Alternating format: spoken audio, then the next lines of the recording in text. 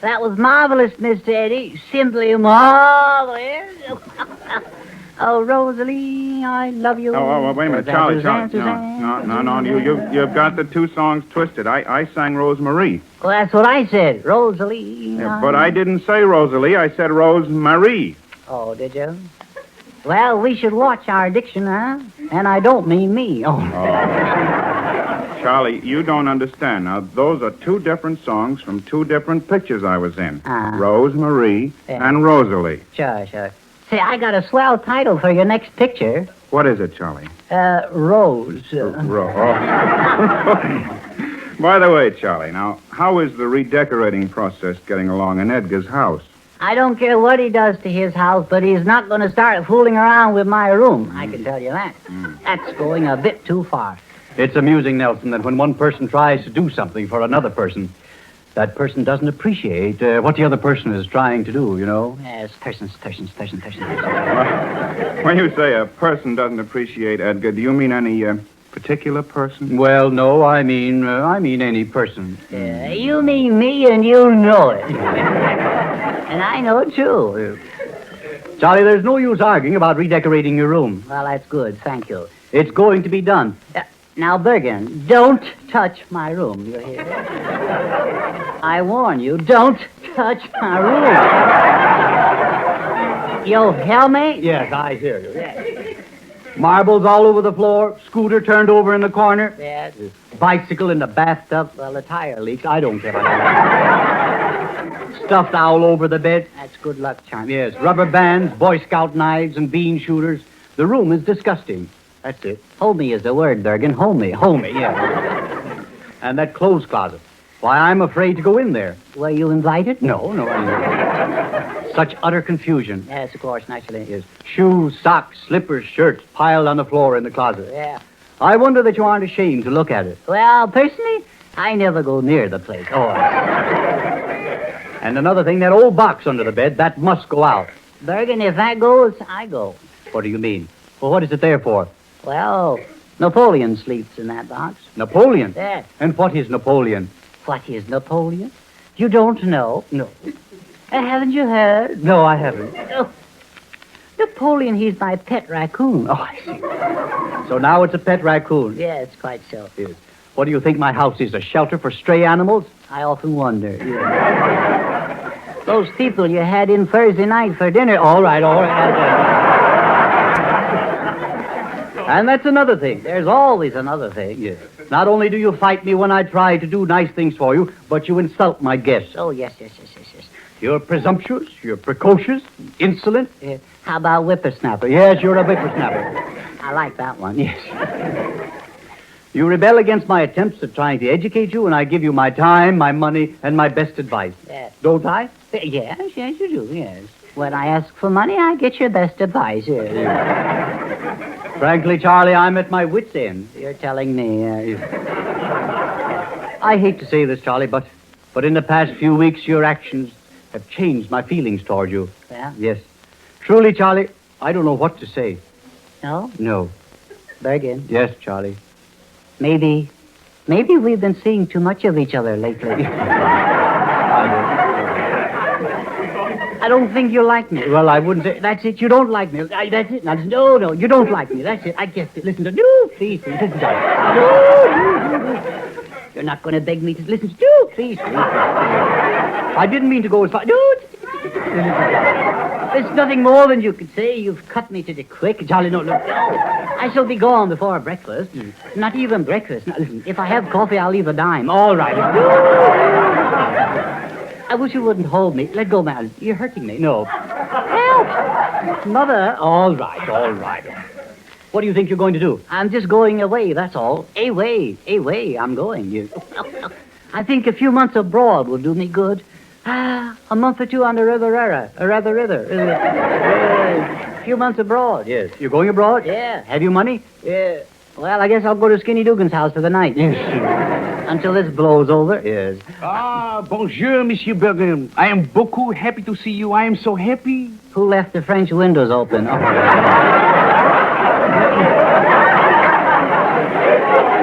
Charlie, this is my interior decorator, Mr. Henry Andrew Anton Ameche. Oh, no, monsieur. No? Pardon, but you do not say it correctly. The name is Monsieur Henri André Anton Ameche. Well, we'll call you Slug for short. Ah, the boy is so funny. Monsieur Bergen, I have given great consideration to the decoration of your mansion. Sure enough. I have picked out some beautiful wallpaper. It is something very extraordinary. It is called oatmeal paper. Oatmeal paper? That would be nice in the breakfast room. If you would get a border of poached eggs. Poached eggs? Oh, some yolk. Yeah.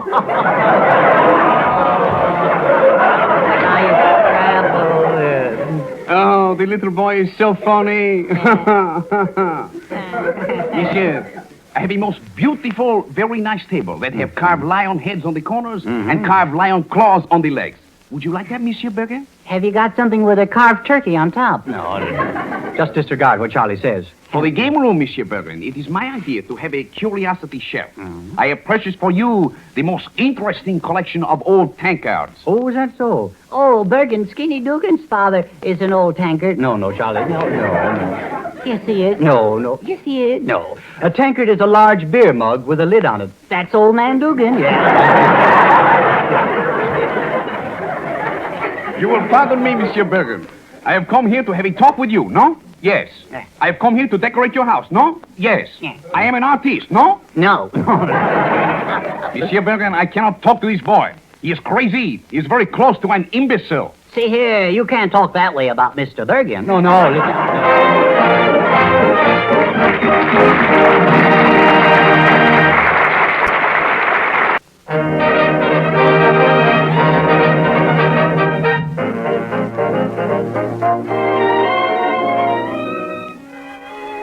With our own Dorothy Lamour on a well-earned vacation, we have with us... Dottie, how I miss you. Oh, now, Charlie, Dorothy deserved this little vacation, and if she's listening in, you mustn't make her feel homesick. I know, Mr. Ameche. I'll be brave. Dottie. Ah, that's the spirit, Charlie. And besides, we have a very charming and talented young lady here as our guest in Dorothy's place, Loretta Lee.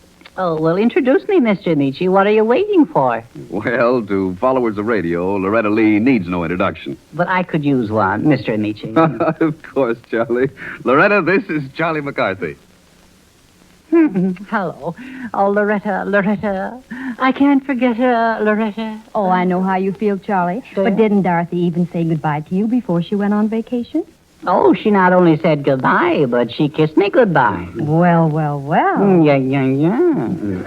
Not only that, but I got a letter from her this morning. It must have been a very sweet letter. No, it was kind of cross. Oh, I can't believe that. A cross letter from Dorothy? Yes, it was. In fact, it was full of crosses. If you know what I mean. Oh, I guess I know what you mean, Charlie. X's mean kisses. Yes, you haven't been reading the mail, have you? No, Charlie. That's good. There's one thing I can't understand. On the back of the envelope, Dottie wrote, slack, she wrote. Charlie, you amaze me. Don't you know S-W-A-K means sealed with a kiss? I know, but I like to hear you say it. Sealed with a kiss. Oh, Dottie, Dottie. I know how you feel. Absence makes the heart grow fonder. What did you say? That's an old proverb. Oh. Absence makes the heart grow fonder. Oh, yes. Oh, Miss Lee, Yes, Charlie. what are you doing tonight? Charlie? Well, you know the old proverb, a bird in the hand. Before this goes any further and causes Dorothy to cut her vacation short, Loretta Lee is going to sing. There is a gentleman in our midst who has spread sunshine in a very peculiar way. Ned Sparks.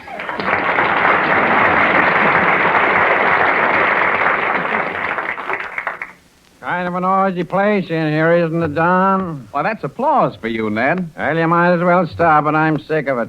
Yeah, but Ned, I haven't finished yet. Well, get going. Ned Sparks, the gentleman who is known on the screen for his big cigar and sober face. You mean sour face? No, Charlie.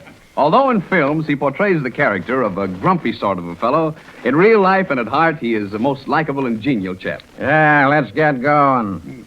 Quiet, Sparks. We say nice things about everybody. It doesn't mean a thing, though. This is no place for me. I think I'll sit on the sidelines and watch the sparks fly.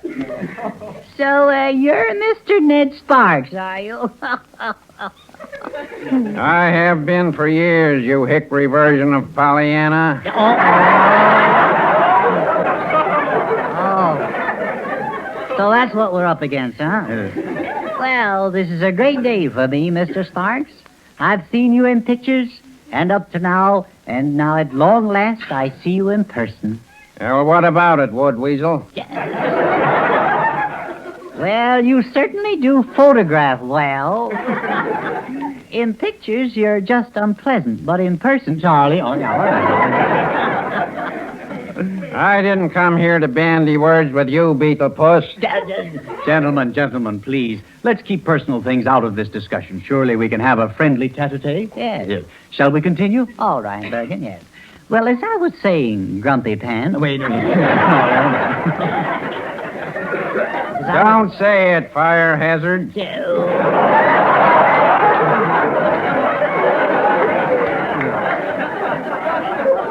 Bergen, I wish you wouldn't talk to me that way. No. Oh. A kid of your timber ought to know better than hang around Sparks. Why? You, hold me back, Bergen, hold me back. I'll take... Come. Yeah. Mr. Sparks, isn't it true that you got your first dramatic training at college? No, it isn't. Oh. Isn't it true that in college you and Frankenstein were roommates? Oh, no. Listen, you slippery Ellum Larethorio, I've heard that you've been getting a pretty tough guy. Up to now, you've been working with a lot of nice, kind people. Now it's different. Oh, I see. Well, I'm willing to let bygones be bygones. You'd better. Jolly time we're having, isn't it, Mr. Sparks? Is it? Well, not as jolly as it was, no. Listen, you've been talking out of turn a lot lately. Now that you find yourself behind the 8-ball, how are you going to wiggle off the hook, Wormwood? That's the last straw. Bergen, I'll clip him, so help me, I'll mow him down. Please. Can't we be friends? I doubt it. So do I. I didn't come here to argue with you, El Fideldo. I came here to talk to Mr. Bergen. Well, it's one and the same thing. Mr. Bergen, I understand you're building an aquarium in your home. Why, no, I didn't intend to. Well, there's been a lot of talk about your building one. Oh, I didn't know that, but I don't have any use for an aquarium. Why? No home is complete without an aquarium. You've got to have an aquarium. You see, Bergen, you can't win. Go ahead and build one. Well, now that you've established this aquarium... But I haven't... Of course, you're going to have a lot of tropical fish, Japanese goldfish, Siamese fighting fish, angelfish, flying fish. Yes, I presume that would be nice if I had an aquarium. Well, you've decided. You're not going to go all through that again. Yes, I guess I will build an aquarium. That's fine, Mr. Bergen. Now, what you need is a fur-bearing eel. A fur-bearing eel? A fur-bearing eel? I never heard of such a thing. Are you following me? No. Never heard of that. Mr. Bergen, I'm offering you the one and only fur-bearing eel in captivity. An eel that's covered with the most beautiful, delicate, silky green fur. A denizen of the deep from the far northern stretches of the Bering Sea, sent to me by my old friend and companion, Captain Slaughter. Sold to the lady with a green mustache. Charlie, tell me more about the eel, Mr. Sparks. Don't worry, he will. Yes. This eel is a very friendly little creature. For instance, if you want to get up very early, he'll wrap himself around your neck, and the next morning he'll sink his little teeth in your skull and say, Bergen, get up, it's 7 o'clock. And that's not all. I'll take a bottle, Doctor. Oh. Believe me, Alcibiades in the class by himself. Who? That's the eel's name, Alcibiades. Think of that. Is that his first name or her last name? One name is enough. Oh. And another thing. How is your bronchitis, Mr. Bergen? But I don't have bronchitis. You've got to get it. You get a cold, don't you? Well, there are times... How do you know it won't turn to bronchitis? Well, I don't know, but it's reasonable... If you don't know, why do you argue? Bergen, you might as well get it. It'll be easier for all of us. All right, Mr. Sparks, I've got bronchitis. I knew you had it. This unique and extraordinary animal is a sure cure for bronchitis. Wrap Alcibiades around your throat when you retire, and the bronchitis will be gone in the morning. So will Bergen. Pipe down, puppet, or I'll unstring you. As I was saying, Mr. Bergen, how would you like to have a nice red salmon for dinner? Oh, that would be splendid. Anything you say will be all right. Just put Alcibiades down the drain pipe in the sink, and he'll be back in the morning with a 10-pound salmon in his arms. What does he use for bait? Keep out of this fence post, or I'll nail a mailbox on your chest.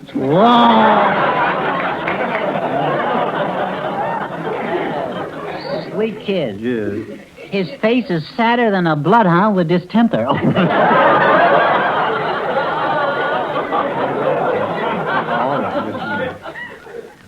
Say, listen, Slats. How much would you charge me to stand around in my hall as a hat rack? How much would you charge to curdle a bottle of milk?